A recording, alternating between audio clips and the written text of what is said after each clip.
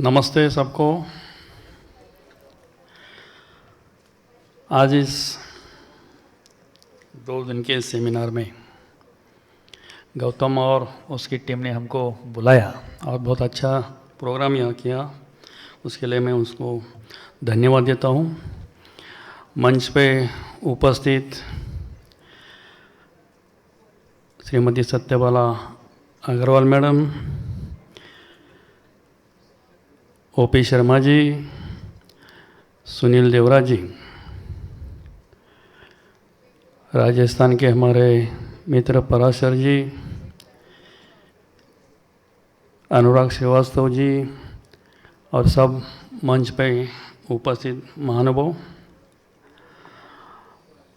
आज सुबह इस सेमिनार में तो सब्जेक्ट है how urban banks, federation and associations are involved with the changing time. Really it's the changing time. अभी हमारे पहले के वक्ता ने यह बताया है, we have to change. जो बदलाव को के सामने जाता है और खुद को चेंज करता है वही टिकता है, और जो चेंज स्वीकार नहीं करता वो सेक्टर से बाहर हो जाता है। इसलिए we have to accept the change, we have to change our self in consonance with the changing scenario. उसी हिसाब से देखें तो what is the role of the associations of urban cooperative banks. अभी शर्मा साहब ने बोला, पराशर साहब ने बोला, मैडम ने बोला, we being the association we try our level best to improve the positions of the urban cooperative banks. लेकिन हमारे सामने जो चैलेंजेस है उसमें से बहुत बड़ा चैलेंजेस मेरे हिसाब से वो है, टेक्नोलॉजी तो चेंज हुई है, अफोर्डेबल टेक्नोलॉजी आनी चाहिए, अफोर्डेबल टेक्नोलॉजी होनी चाहिए और मिलनी भी चाहिए। आज हमारे यहाँ 1500 बैंक्स में 2000 कोटि की भी बैंक है और कल सारस्वत बैंक के चेयरमैन यहाँ थे, 91,000 करोड़ की भी बैंक है। लेकिन सबकी इच्छा है कि मैं भी सारस्वत जैसा बनूंगा। इसलिए कल सारस्वत बैंक के चेयरमैन यहाँ थे, हमने उससे बात की, उन्होंने भी यहाँ उनके विचार रखे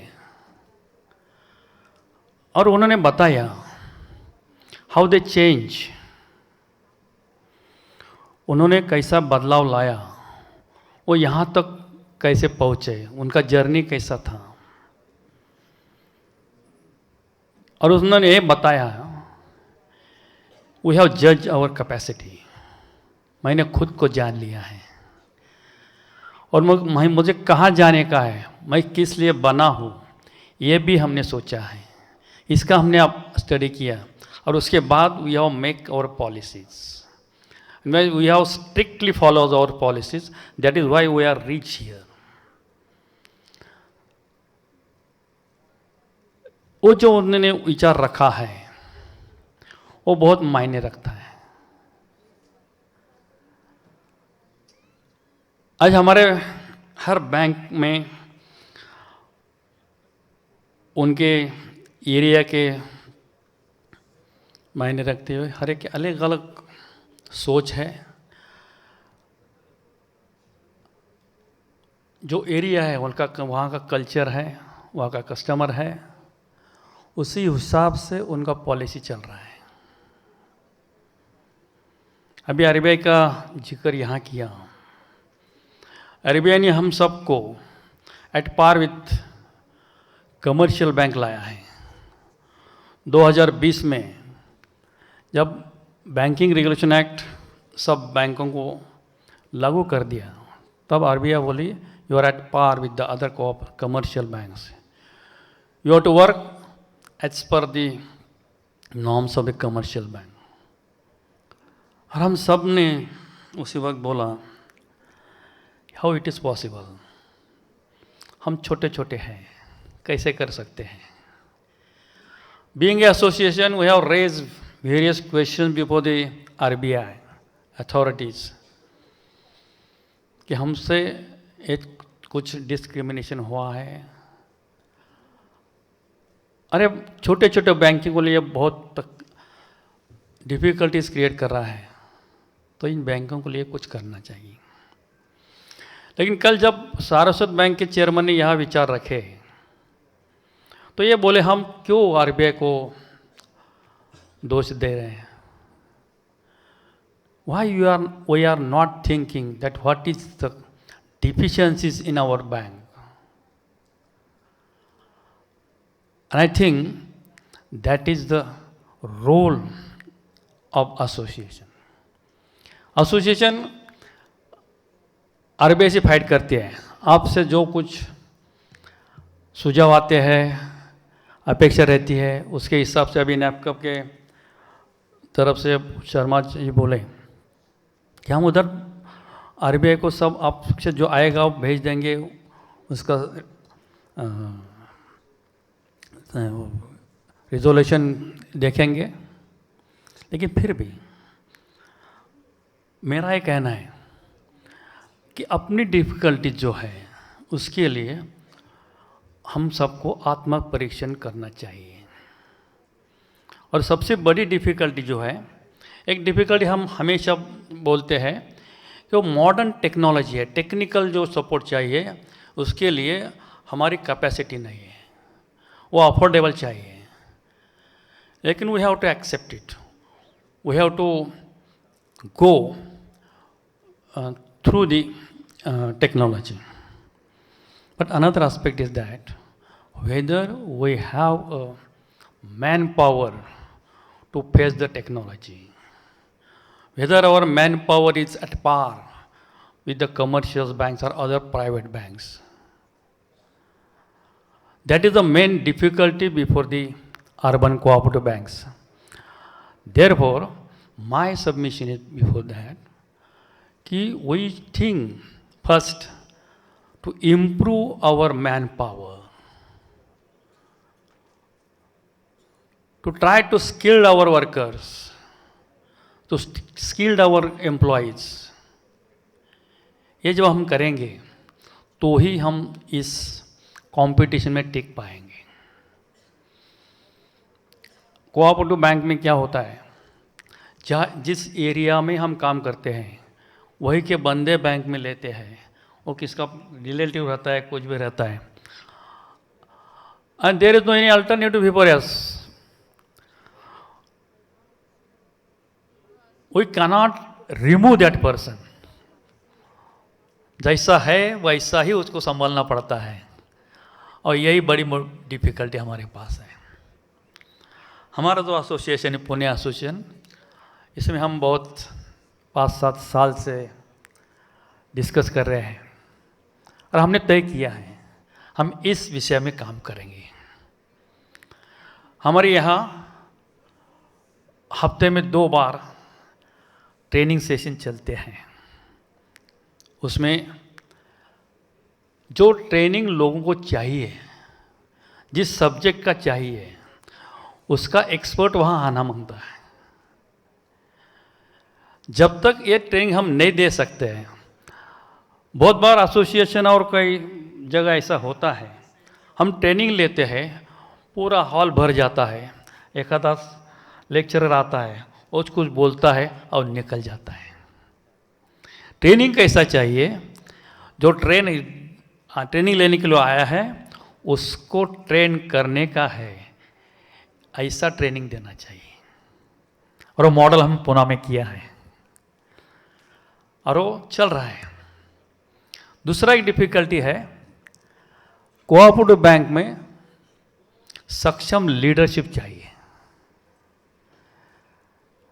कल गौतम ठाकुर साहब यहाँ बोले हैं तुम्हारा लीडर कैसा है इसके ऊपर तुम्हारी बैंक के भवितव्य है।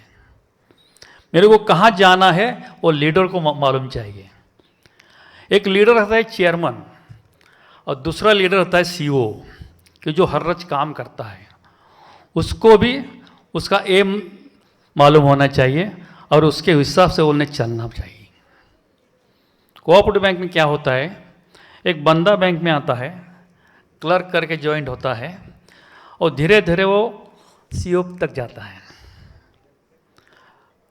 और वो जहाँ अच्छा काम करता है, वो इन्वेस्टमेंट में काम कर रहा है, तो क्लर्क से सीईओ तक जाता है, लेकिन इन्वेस्टमेंट के चैनल से जाता है। और by way of seniority when he hold the charge of the CEO, he has no knowledge of other field and always ill failed. That is why the question and difficulty before the urban cooperative banks that they have no proper CEO in the bank. And the bank, being a banker, we have no choice because there is a deficiency in the CEO field. CEO नहीं मिल रहे हैं, इसलिए हमने क्या किया है, ये 4 साल से इस विषय पर हम काम कर रहे हैं। NIBM के एक डायरेक्टर है, उनके चेयरमैनशिप के under we have appointed our committee.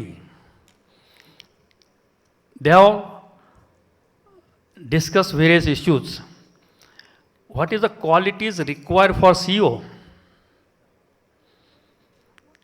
इसमें from writing the minutes to facing the RBI, ये सब इश्यू हमने डिस्कस किया है। और after 8 months we have decided we should start the diploma for CEO। And 6 महीने पहले we have sign MOU with Pune university. Pune university has also accepted our proposal and decided to give the postgraduate diploma for banking for the CEO of the bank, and that diploma is going to start in this June. उस diploma में हमने ऐसा किया है कि university, Pune university वो परीक्षा लेगी, उसका रिजल्ट पुणे यूनिवर्सिटी देगी, डिग्री पुणे यूनिवर्सिटी देगी, और उसका जो क्लासेस है वो पुणे यूनिवर्सिटी में ही चले गए। और बैंकों के लिए हमने ऐसा डिसाइड किया है कि बैंकों का जो बंदा ऑफिसर करके 10 साल उस बैंक में काम कर रहा है और जिसका सर्विस 10 to 15 ईयर्स बाकी है, उसको बैंक ने डेपुट करने का है उस कोर्स के लिए। बैंक ने उसका खर्चा करने का है, ऑन ड्यूटी उसको फुल टाइम कोर्स है, वहाँ बेचने का है और उसको बॉन्ड लिखे लेने का है। If he leave the service within 15 years then he has to pay the double compensation to the bank. नहीं तो क्या होगा, वो बैंक खर्चा करेगी, वो बंदा तैयार करेगा और दूसरे बैंक में चला जाएगा। उसके पीछे हमारा जो मकसद है, हर एक बैंक की अपनी अपनी संस्कृति होती है, कल्चर रहता है। उस कल्चर में जिन्होंने काम किया है वही बंदा पूरे तरीके से CEO का डिप्लोमा करे तो बैंक के लिए बहुत फायदेमंद होगा। उसको वो बैंक के प्रति इंटीग्रिटी रहेगी और वही बैंक को आगे ले जाएगा। इस कोर्स के लिए हर साल 30 लोगों की लिमिट है। तो वो एक प्रयास हमने किया है जिन लोगों को इसको आने का है। अभी हमने यूनिवर्सिटी के माध्यम से उसका एडमिशन प्रोसेस शुरू किया है। तो एक प्रयास ये हमने किया है कि हमारा जो स्टाफ है वही जो हमारे पास काम कर रहा है उसको ही स्किल्ड वर्कर बनाने का है। हम उसको स्किल्ड वर्कर बनाए तो जो हमारी बेसिक कमियां हैं वो निकल जाएगी और कोऑपरेटिव बैंक इस फील्ड में सक्षम से खड़ी रहेंगी। यही हमारी इसमें उम्मीद है। एक अलग विचार मैंने आपके सामने रखा है एसोसिएशन की तरफ से। There are so many other difficulties are there, पर we have to think about that. Basic जो है उसके ऊपर हम काम करें तो अच्छा हो जाएगा, ऐसा मेरा कहना है। इससे यही मैं आपके सामने रखना चाहता हूँ। मेरे को यहाँ बुलाया और हमारा सम्मान किया, इसलिए आयोजकों को धन्यवाद देता हूँ। और आप सब ने मेरा विचार यहाँ बहुत शांति से सुना, इसलिए आपको भी धन्यवाद देता हूँ। जय हिंद, जय महाराष्ट्र, जय सरकार।